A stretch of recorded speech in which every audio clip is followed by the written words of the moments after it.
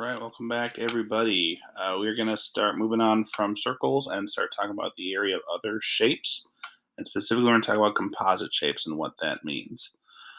So let's review some of these formulas that we've talked about this year and previous years. So we just got done talking about circles. Circles, remember the area is pi times the radius squared. So if we have the radius of a circle and we want to find the area, we just take the radius and we square it, which means multiply it by itself.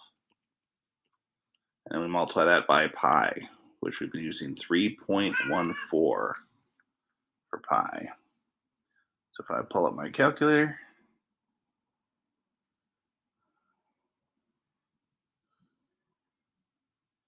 punch in, we got 9 times 3.14 is 28.26. So it's about 28.26. This is measured in yards, so it's yards squared. Remember, area is always in units squared. Okay. Well, let's look at some other shapes other than circles. So squares, parallelograms, rectangles, they all have the same formula for the area. It's base times height. You might have learned it length times width. They mean the same thing. All it means is take the two dimensions and multiply them by each other. So if we have a rectangle here, it's 5 by 12. Doesn't matter which you consider the base, which you consider the height or length and width. It's just the two sides multiplied by each other. So we have 5 times 12, which is 60.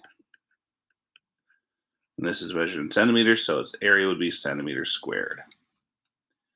Now, when we have a shape like this, now I said it doesn't matter what we consider the base and the height or the length and the width, but what does need to be true about the two dimensions is that they need to be perpendicular to each other. They need to meet at a right angle.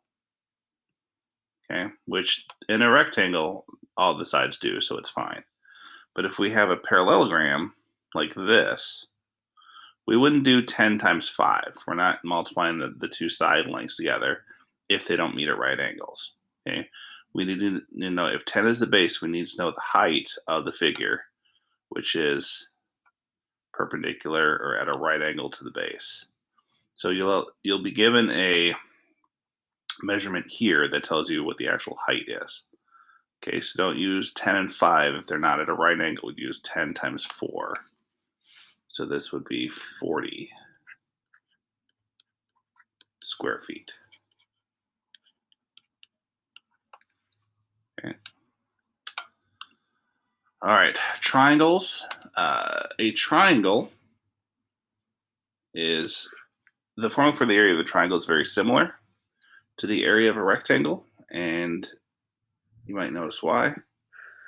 Notice with a rectangle, we did base times height. With a triangle, it's half of the base times height. That's because if you have a rectangle, so here we have a rectangle with this base and this height. Okay. If I draw a diagonal in, notice that that creates a triangle with the same base and the same height, okay? But that this is only half of the original rectangle. Okay, so we can cut a rectangle in half and we can get a triangle that has the same base and the same height. So whenever we're doing area of a triangle, we do base times height and then just divide by 2. Again, the base and height, though, need to be perpendicular, need to be at a right angle to each other. So you would never use one of these slanted sides for that. So 6 times 8 is 48, and then we divide that by 2, and we get 24. So that one would be 24 centimeters squared.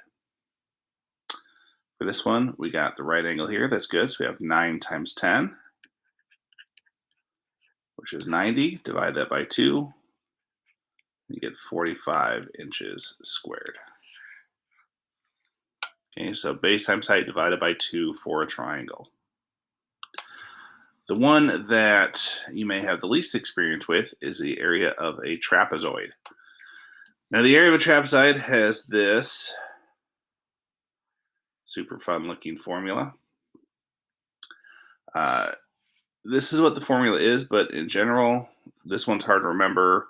I don't recommend you just try to memorize that formula.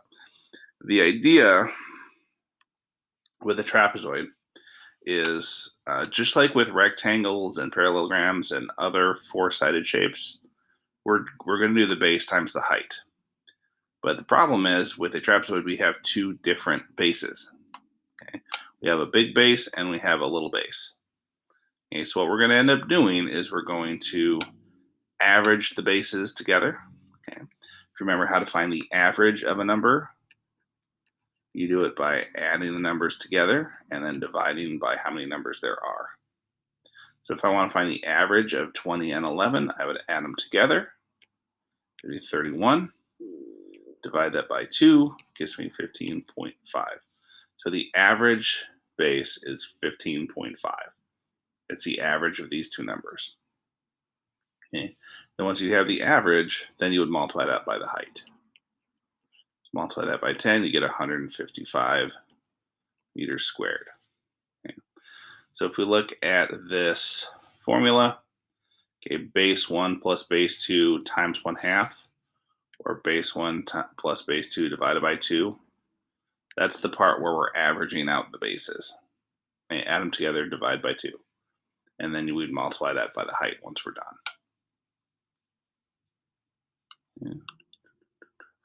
All right, so there are your formulas. Make sure you have these down. And then we can move on and look at some composite shapes. All right, so composite shape. A composite shape is a figure that's made from two or more geometric figures. Okay, so it's not just going to be a triangle or a rectangle or a circle. It's going to have parts of both put together. Okay? And the way we're going to do it is we're just going to find the areas of the individual shapes, and depending on the situation, we might add them together or we might subtract them. You've already seen an example of one of these in your homework. It was one with the shaded part between two circles. Okay, so we're going to look at today how we should do a problem like that. So in this case, it says find the area of the shaded region.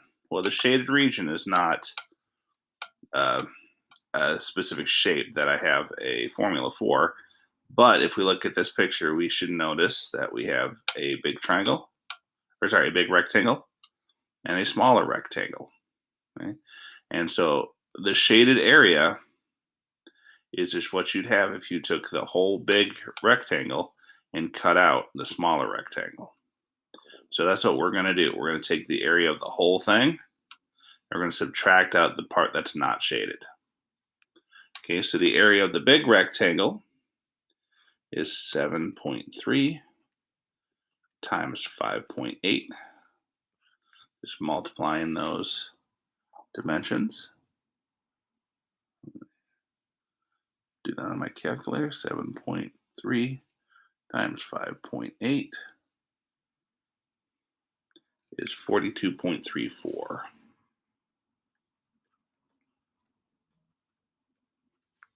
Okay, so that's the area of the big rectangle. The area of the small rectangle is 3 times 3.4.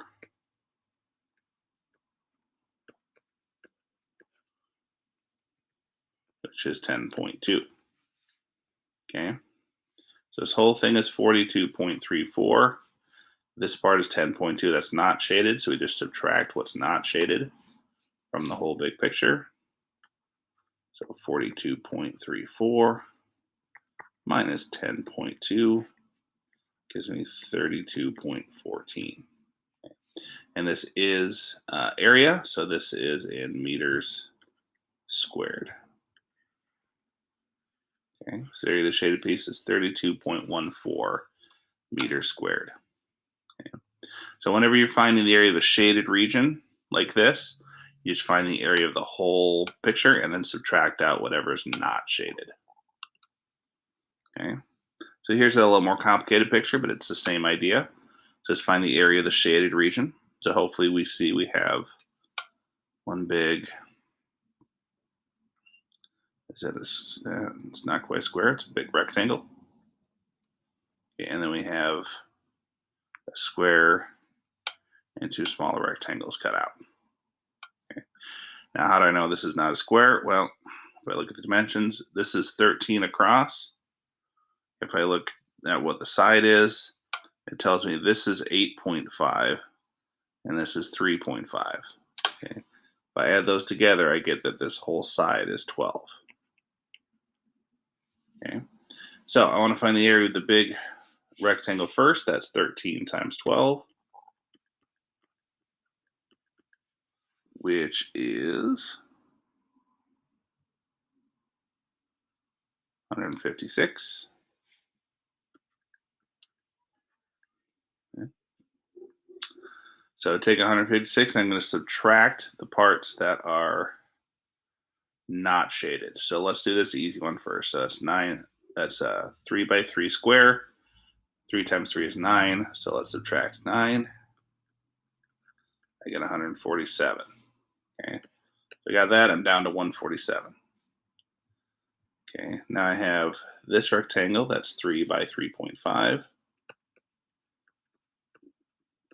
If I multiply that together, I get 10.5.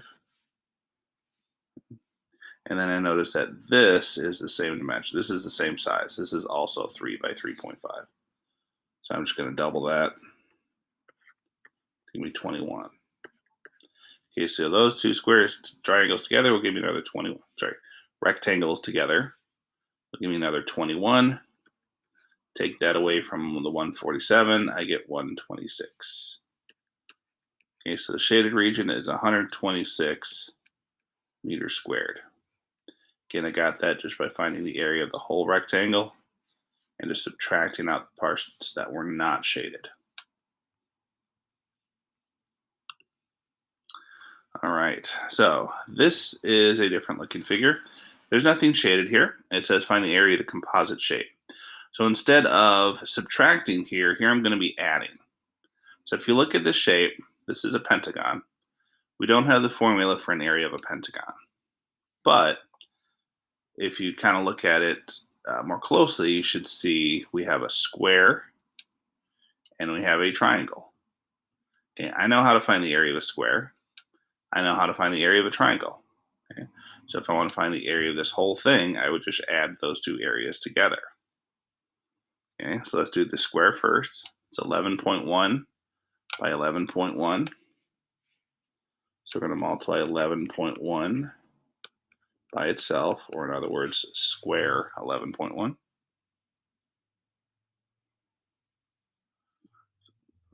0.1, and I get 123.21. Okay, so that's the square. Okay. For the triangle, remember that's base times height divided by 2. The base and height need to be perpendicular to each other, so I can use this side of the square as the base, and this side here is the height. Okay. These two numbers I'm not going to use at all. Remember, I don't use the slanted side when I'm doing the area of a triangle. I would use the just straight up height that meets the base at a right angle. Okay, so those are not going to be used in this problem. Okay, but the triangle would be 11.1 times 11.4, and I'm going to divide that by 2. So 11.1 times 11.4 is 126.54.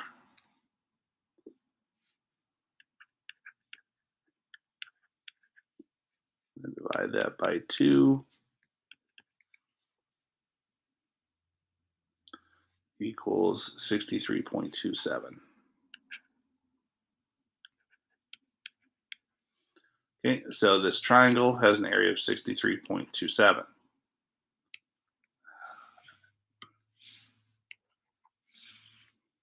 Okay. So now if I want to find the area of the whole shape, I just add those together. So 123.21 plus 63.27 gives us 186.48 centimeters squared. 186.48 centimeters squared. Okay, let's look at another one. Now this one has a rectangle with a half of a circle on the end of it. Okay, now for the half of a circle, all we need to do is find the area of the circle and then cut it in half. Right, because we're only using half of the circle. So let's do the easier part first. So we got a rectangle. It's 1.2 meters by 95 centimeters. Okay, so I got to make a decision here. This is meters, this is in centimeters. In order to do this, I need to agree on what my units are going to be. So I can either turn this into centimeters or this into meters. Okay. I think I'll turn this into centimeters to keep my numbers not decimals. So 1.2 meters, remember there's 100 meters in a centimeter. Or sorry, 100 centimeters in a meter. So I can make that 120 centimeters. That's just 1.2 times 100. Okay, so 120 centimeters wide by 95 centimeters tall. Let's find the area of that. 120 times 95 equals 11,400.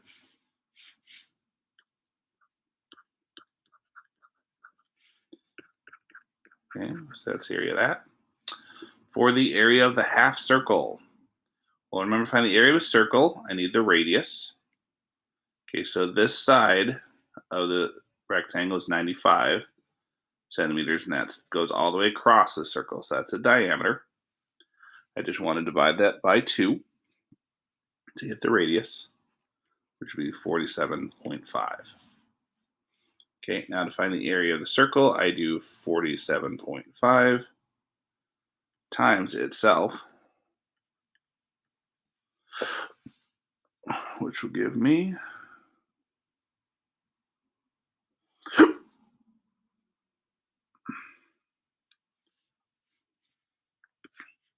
2,256.25. That's the radius squared. I'm going to multiply that by 3.14.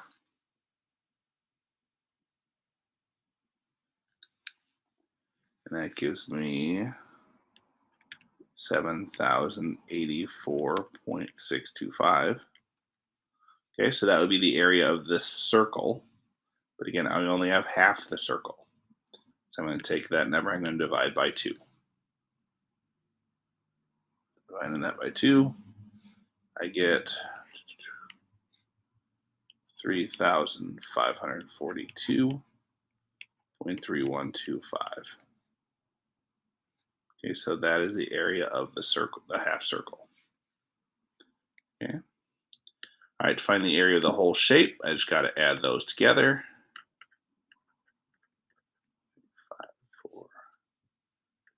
2.125. And I get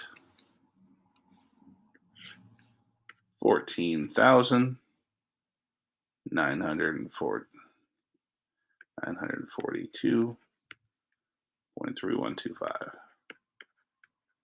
Okay, this is measured in centimeters, so that is centimeters squared.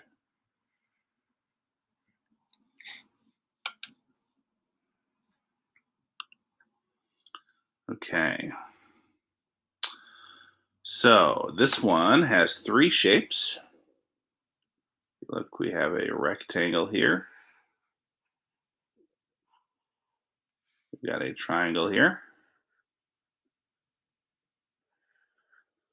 And we've got a fourth of a circle. This is a quarter circle right here. Okay. Now, if you wanted to do this whole top shape as a trapezoid, you could, but I think it's easier to just separate it out. So, let's see. This is telling me, let's do the rectangle first. So this has 21.2 yards here and 9.8 yards here. So I just multiply those together to get the area of the rectangle. So 21.2 times 9.8 gives me 207.76. Okay, so that's this part. 207.76. Okay, let's do the triangle next. So the triangle is base times height divided by 2. So you see the right angle here. Remember, my base and height need to be perpendicular to each other. So I can use this, which is 10, and this height, which it's not labeled here, but will be the same as this height because of the rectangle. So this is 9.8 also, if this is. Okay, so I do 10 times 9.8, which is 98. And then because it's a triangle, divide that by 2, which gives me 49. Okay, so this is 49 yards squared. This is 207.76 yards squared. Okay, last piece I need to do this quarter circle. So just like I did with the half circle, I'm going to find the area what the whole circle would be, and then just divide it by 4, because this is 1/4 of a whole circle. So on the circle, we got 10.1 is labeling the side, which would be a radius of the circle. Okay, so I'm going to do 10.1 squared, or times itself, gives me 102.01. And then I'm going to multiply that by pi.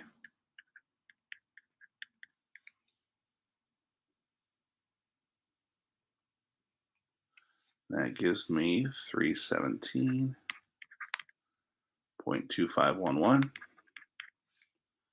And then I'm going to divide that by 4 because it's only 1/4 of a circle. And I count a lot of decimals on this one. Let's round it to 2. So I get 79.31 or so. All right, so now I have my 3 parts all measured out. To find the area of the whole thing, I just add those together. 207.76 plus 49 plus 79.31. I add those up. I get 0.76 plus 49 plus 79.31. I get 336.07. Okay, and that is in yards, so yards squared.